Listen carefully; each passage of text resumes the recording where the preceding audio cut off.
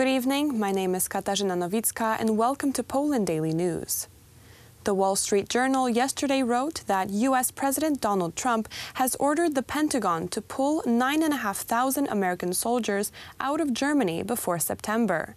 The report was followed by Reuters informing that part of the 9,500 Americans are to be transferred to Poland, with the figure of 5,000 being mentioned as the most probable. The U.S. military currently has over 35,000 soldiers and 17,000 civilian employees stationed in Germany. Apart from that, they have a strategic infrastructure on site, a military hospital in Landstuhl, an airbase in Ramstein, and a command center for operations in Europe and Africa, located near Stuttgart. It is in Germany where the Americans also have the largest amount of American military equipment in Europe. In August of 2019, the U.S. ambassador in Germany warned Berlin that his country will soon pull back some of the soldiers from near the Rhine River and transfer them to Poland. It is a consequence of Germany's too low, according to Washington, expenditure on defense. Georgette Moschbacher, the American ambassador in Poland, back then wrote on Twitter, "On the contrary to Germany, Poland fulfills its obligations to spend 2% GDP on NATO. We would gladly transfer American soldiers from Germany to Poland." During the visit of Polish President Andrzej Duda in Washington, U.S. President Donald Trump also spoke of moving part of the American troops from Rhine to Poland. The presidential election campaign is gaining momentum. Today, Andrzej Duda fought for the votes in the Podkarpackie district.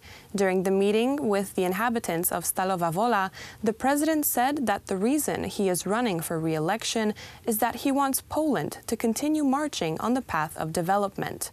The incumbent president announced that a tourist voucher, valued at 500 zł for each child, could be launched as early as this summer.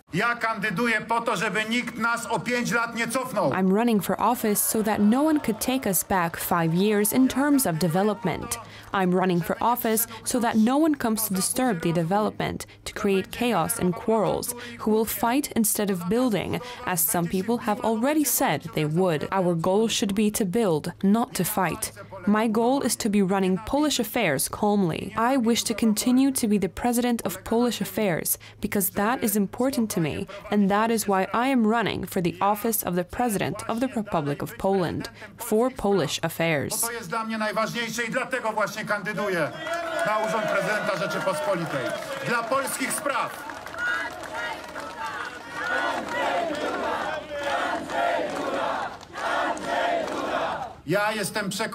I am convinced that this path chosen 5 years ago, which is when I started working together with the Prime Minister, together with our colleagues, together with the United Right, is one we should continue following. This road began with the support for Polish families, for all families, both those living in the city and those living in the countryside. This road started with the fact that we said to ourselves that Poland must be an equally developed country. People everywhere deserve to have the right to choose their place of residence freely. As the Polish constitution states, people have the right to freely choose their own path and place of work. This was the beginning of our policy.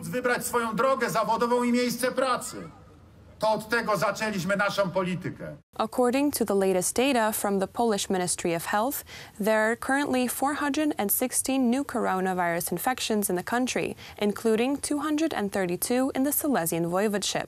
The total number of confirmed cases of coronavirus infection in Poland has reached 23,571.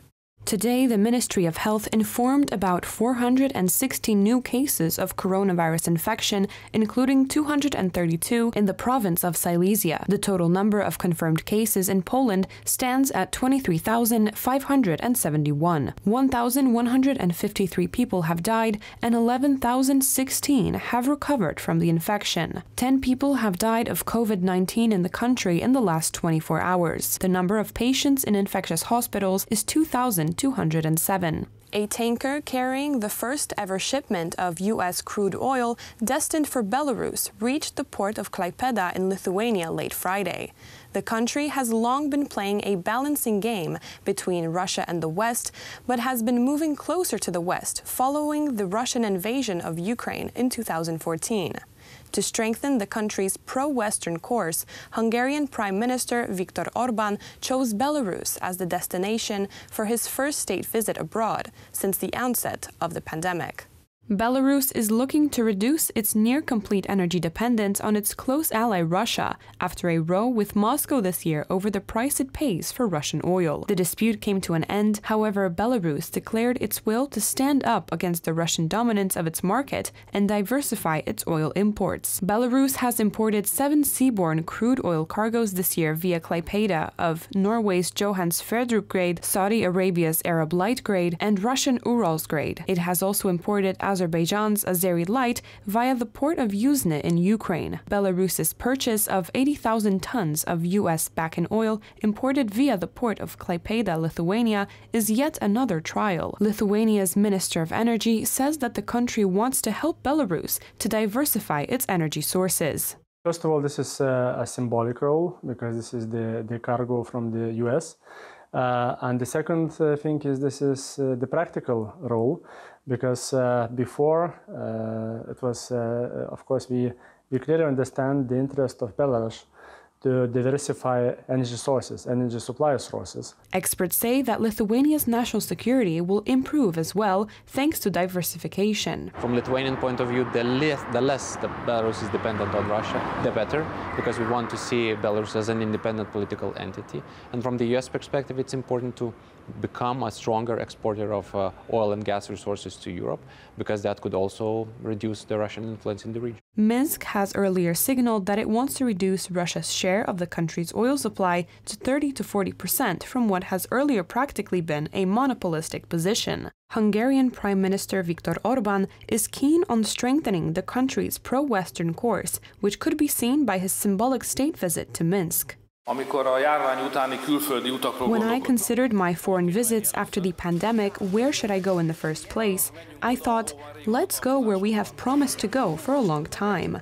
We have owed this visit to you for a long time. The president of Belarus, Alexander Lukashenko, is likely to continue his rapprochement with the West after his next re-election planned for August 9th. That's all for tonight. Now on to Poland Daily Business with Aleksander Wierzejski and his guest. Good night.